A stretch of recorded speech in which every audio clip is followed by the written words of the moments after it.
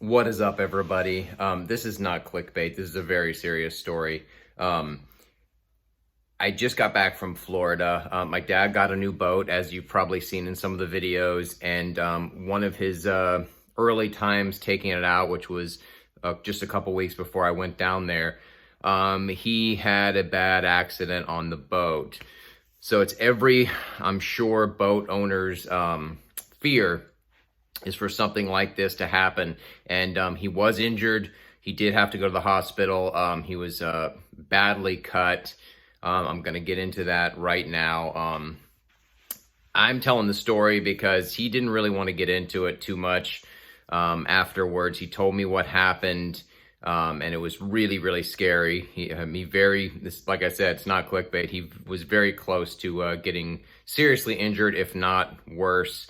So this is what happened. He was taking the boat out in Charlotte Harbor, and one of his early trips out, so he's just kind of getting the hang of the boat and everything, and getting the hang of, captaining it in those waters, which are very, very busy. And what happened was he was driving along in the boat, and this is also a warning, and also something that hopefully people can learn by, to take this kind of stuff very seriously. He was going along in the boat, and a bigger boat came by really fast and kind of, threw some wake at him. And his boat, as you see in the video, it's a center console, and it's got a decent, V-hull, but it shook him. The wave kind of pushed him aside, and he was going kind of fast, and he slammed really hard into a channel marker. If you don't know what these channel markers are, it's not like a floating buoy or something. It is a big giant pole, like a telephone pole, in the hammered down into the floor of the channel. So he hit that with the boat, so he went overboard. And the problem was he had his dead man switch on, but he had just got the boat, and there was something that wasn't quite working with it. So even though he had the dead man switch on, when he flew overboard, the engine did not cut off. And this is where it gets very, very dangerous. He fell into the water. Now, my dad was in the Navy. He was a submariner, and he can swim well. He used to scuba dive, all these things. So even though he's a little bit older right now, he can still swim.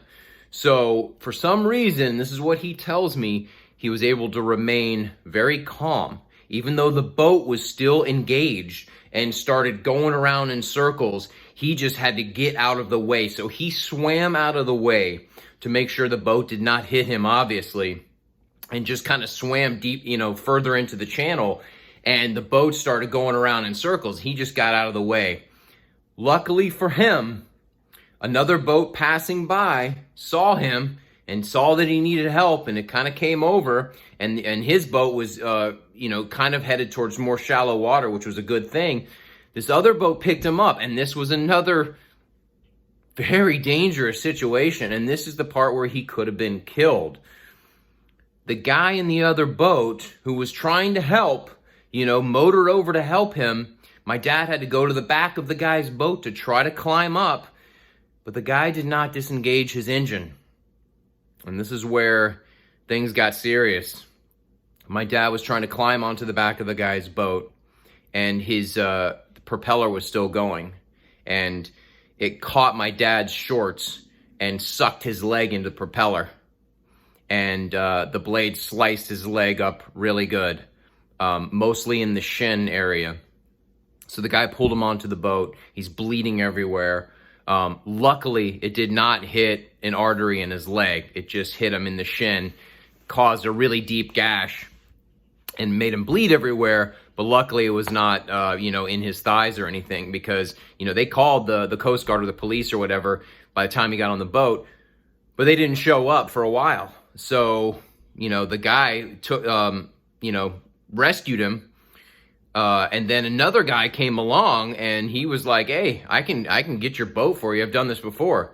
My dad's like, "All right." So the guy jumped onto my dad's boat as it was moving in circles, and was able to slow it down, wrangle it, bring it over to my dad. My dad was able to climb on and drive it back to the trailer where he, was able to take it home. He did go to the hospital to see about stitches and everything. So yeah, it was a pretty dangerous event, and it just shows that like things can happen in a split second, and your life is on the line. Whether it's the wake sending my dad's boat into the channel marker, which made him fall into the water, the dead man switch that wasn't quite hooked up properly, and then the guy that rescued him, not disengaging his propeller while he's trying to help my dad on. Very, very, very scary situation. Luckily, my dad is okay, and we were able to take the boat out a few more times, and he's getting the hang of it. I made sure that the dead man switch works right now.